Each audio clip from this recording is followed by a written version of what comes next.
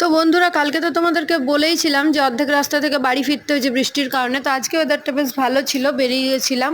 আর ফার্স্টে এখানে চা খেয়ে নিলাম, যেখানে আমরা চা খাই। তারপরে এই বিড়ালটাকে একটু ক্যামেরায় তোমাদেরকে দেখিয়ে দিলাম, ও ঘুমাচ্ছিল ওখানে। তারপরে চলে গেলাম হচ্ছে সেন্ট্রামে। সেন্ট্রামে খুলে গেছে V2।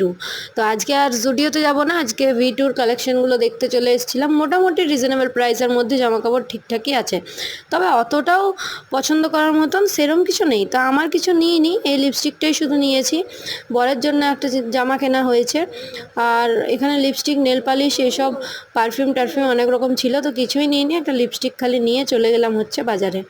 তো মোহনে গেছিলাম, মোহন থেকে ওর জামা কাপড় কিনে আরও দু একটা জিনিস কেনার ছিল, সেখান থেকে চলে গেলাম বিরিয়ানির দোকানে।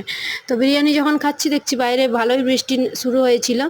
যাই হোক, তারপর আবার বৃষ্টিটা ছাড়িয়েও গেছিলো, আর আমরা অতটাও ভিজিনি। চলে এসেছি বাড়ি। বাড়ি এসে চিনিকে খাইয়ে এবারে ঘুমাতে যাব। চলো, টাটা।